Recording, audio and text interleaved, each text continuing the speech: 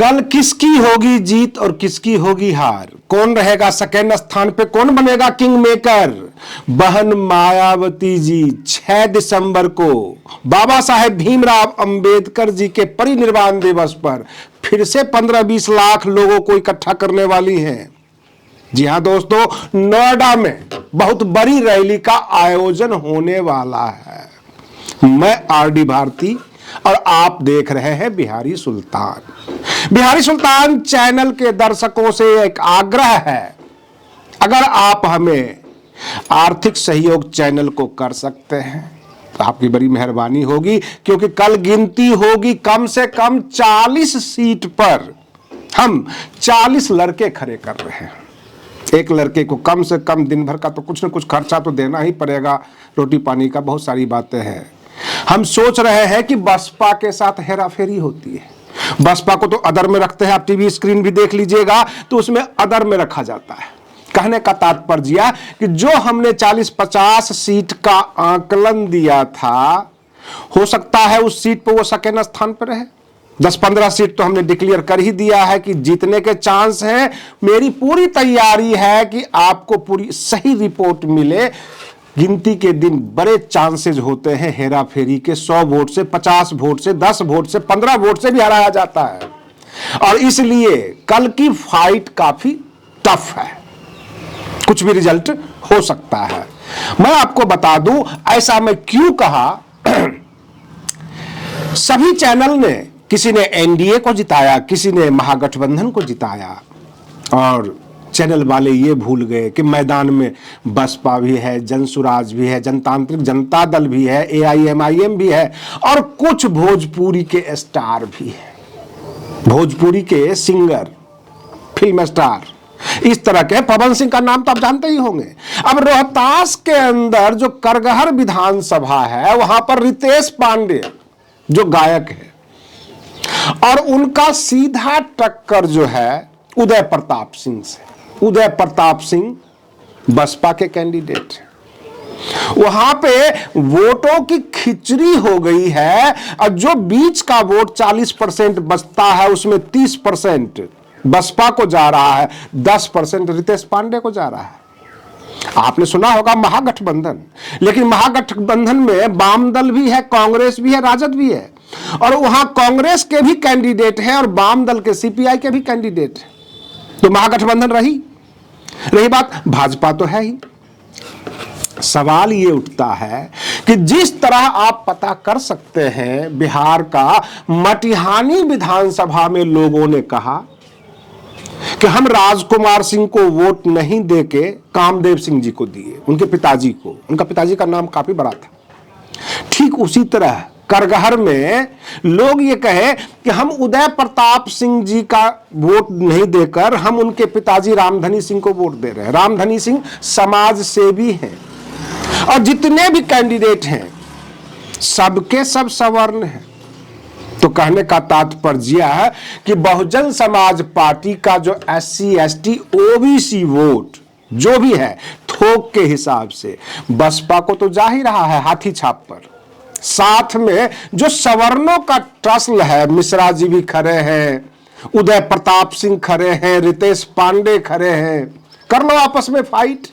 अब रही बात ये कि मैंने 60 और 40 का आंकड़ा इसलिए किया क्योंकि उधर 60% में महागठबंधन के नाम पर जो है राजद को भी वोट जा रहा है, उधर क्या कहते हैं, ये कांग्रेस को भी जा रहा है, सीपीआई को भी जा रहा है, भाजपा को भी जा रहा है। तो उसको 60% अलग कर दीजिए। और भोजपुरी स्टार हैं रितेश पांडे जो जनसुराज के, रोहतास जो है प्रशांत किशोर का गृह इलाका भी है। तो जाहिर सी बात है लोग रितेश पांडे के ऊपर नजरें लगाए हुए थे, लेकिन रितेश पांडे को बहुत कड़ी टक्कर दे रहे हैं उदय प्रताप सिंह, बसपा के कैंडिडेट।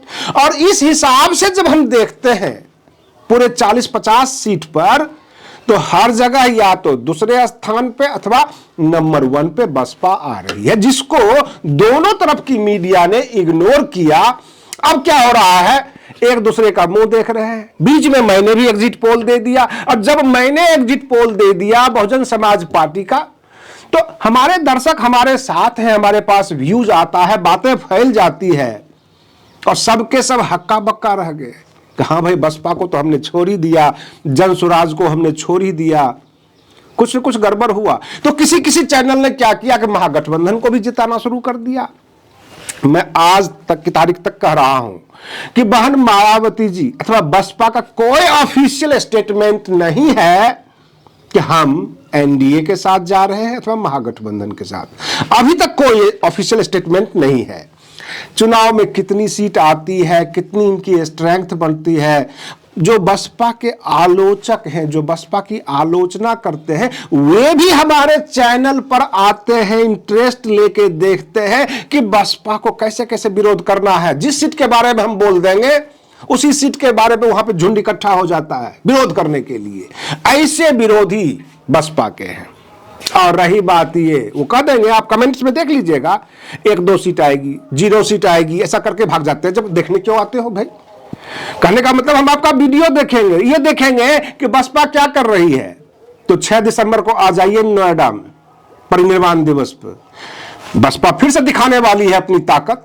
जैसे 9 अक्टूबर को मान्यवर काशीराम जी के शहीद स्थल पर जो है वहां पर भीड़ इकट्ठा हुआ था लखनऊ में, वैसा ही भीड़ नोएडा में इकट्ठा होने वाला है और उससे भी कहीं ज्यादा बड़ा, ताकि पूरा दिल्ली हिले, दिल्ली गूंज जाए, पूरा देश देख ले कि बसपा की कितनी ताकत है। और रही बात, कल आपको ताकत दिख जाएगा बिहार में कितनी ताकत है। वोट परसेंटेज तो बढ़ेगा।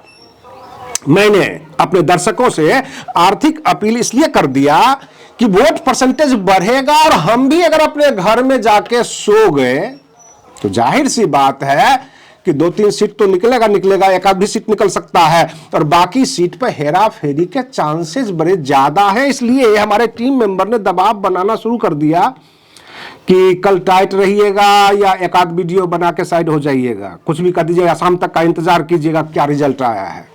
मैंने कहा नहीं भाई, जब बहुजन समाज को लेके चले हैं, बसपा का न्यूज दिए हैं, कल दिन भर लगे रहेंगे, पल पल की खबर निकालते रहेंगे, क्या हो रहा है, कहां हो रहा है। हेरा फेरी होती है, ये तो कंफर्म है, हेरा फेरी होती है। डांट डपट भी वहां पे मारा जाता है कि भाई आगे से रिपोर्ट दे रहा है 20 वोट का, किसी ने कहा नहीं सर 30 वोट कह रहा है, ये झूठ बोल रहा है, पर्ची पर लिखत में दो, दोबारा काउंटिंग करो। ये सारी कहानी चलती रहती है पूरे राज्य में। भाई जदयू जो एनडीए है और जो आरजेडी है, ये दोनों अपने अपने लिए लड़ेंगे। इग्नोर कौन होगा? जनसुराज, बसपा, जनतांत्रिक जनता दल, ये सब जो है बिल्कुल बाहर खड़े मुंह देखते रहेंगे। जो रिपोर्ट दे रहे हैं वो हम सुन रहे हैं। कई बार झंझट बढ़ती है। अब झंझट कहां कहां बढ़ जाएगी जैसे रामगढ़ में पिंटू यादव की पूरी टीम टाइट होकर रहेगी। जहां ददन पहलवान है वहां बिल्कुल टाइट होकर रहेंगे, ब्रह्मपुर में टाइट होकर रहेंगे, वहां पे महावीर यादव हैं, ये उदय प्रताप सिंह जी करगहर हैं, वहां टाइट होकर रहेंगे। जहां पर कैंडिडेट काफी मजबूत है वो अपने खर्चा पर भी अपना कार्यकर्ताओं को टाइट करके रखते हैं, बांस बल्ली लगी हुई होती है, बाहर से तमाशा देखने वाले का भी हुजूम होता है।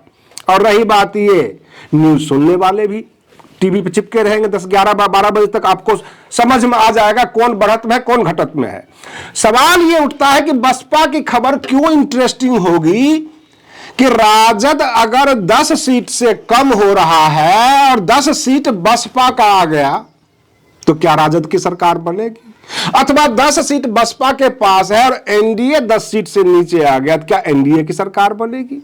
सबकी निगाह उधर ही रहेगी कि किंग मेकर कौन बन रहा है। किंग मेकर जनसुराज वाला बन रहा है, बहुजन समाज पार्टी बन रहा है, कौन बन रहा है?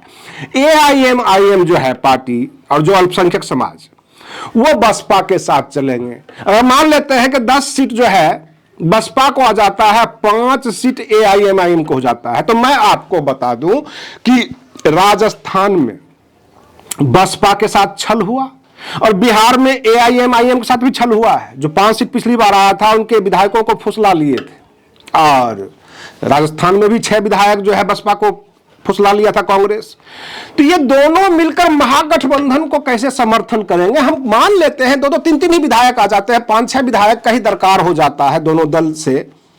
तो क्या एआईएम पूछेंगे बसपा को या बसपा पूछेंगे एआईएम को? बड़ी डिफिकल्ट स्थिति हो जाएगी। और दोनों को दोनों जिसको सपोर्ट करेंगे उसकी सरकार बनेगी। और ये तो कंफर्म है, बिल्कुल दिमाग से निकाल दीजिए कि सीट कम आएगी, सीट तो आएगी बसपा को भी, AIMIM को। तो कल का जो रिजल्ट होगा वो काफी चौंकाने वाला होगा। देखना यह है कि बड़ा भिखारी कौन, NDA अथवा महागठबंधन, कौन किससे भीख मांगने जा रहा, किसके समर्थन से सरकार बनाएगा।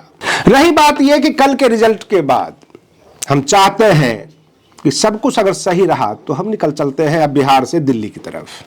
और 6 तारीख को जो नोएडा में प्रोग्राम होगा बाबा साहेब भीमराव अंबेडकर का, तो कई बार हमें खबरें सुनने को मिल जाती है कि बढ़िया मीडिया लाइव नहीं दिखा रहा। तो आप लोग भी कहते हैं कि हमने प्रोग्राम का लाइव नहीं देखा, बड़ी शॉर्ट क्लोज नहीं देखा, बहन जी ने क्या कहा, भीड़ को पूरी तरह से नहीं दिखाया गया। हम इस बार चाहते हैं पूरी तरह इंटरेस्ट लेकर स्टेज के तक पहुंचे। वहां पर ऐसे भीड़ भाड़ से हम थोड़ा सा भागते हैं, हम सोचते हैं खड़े होकर न्यूज बना दें, एक साइड में खड़े होकर न्यूज बना दें जो आ रही है रिपोर्टिंग, क्योंकि हमारा और हमारे दर्शकों का बड़ा गजब का बॉन्डिंग है, वो हमारे ऊपर भरोसा करते हैं। लेकिन एक बात और कहना होगा, केवल दर्शक ही नहीं, बहुत सारे पत्रकार भी अब हम पर भरोसा करते हैं, विपक्षी विरोधी भी खूब भरोसा करते हैं। और जब हम न्यूज दे देते हैं तो वो अलर्ट मोड में आ जाते हैं। और जब से हमने बसपा का आकलन देना शुरू कर दिया, AIMIM का आकलन देना शुरू कर दिया, सबकी भाषा भी बदलने लग गई, समीक्षा होने लग गई। आज तक आपने चुनाव की समीक्षा सुना होगा, एग्जिट पोल की समीक्षा पहली बार होने लग गई कि यार ये गड़बड़ हो गई। मतलब जो है हमने ये छोटे छोटे प्लेयर को तो समझा ही नहीं। अब पवन सिंह जो है स्टार है, उनको बिल्कुल आप इग्नोर कर दीजिए, रितेश पांडे को इग्नोर कर दीजिए, बहुत सारे स्टार उतर गए थे इस चुनाव में, उनको इग्नोर कर दीजिए। बहन मायावती जी रैली करने आ गई और वो इलाका पूरा बसपा का, आप उसे इग्नोर कर दीजिए। तो फिर किस प्रकार का ये एग्जिट पोल है? गांव में जाते हैं, सरपंच से पूछ लेते हैं भाई आपके गांव में किसको वोट पड़ रहा है, तो वो जो बता दिया वो एग्जिट पोल है। ऐसा नहीं होता, आपको प्रत्येक जनता से पूछना होगा, वहां पर मतदान के वक्त जाना होगा, खड़े होना होगा लाइन में, महिला पुरुष सबसे बात करनी होगी।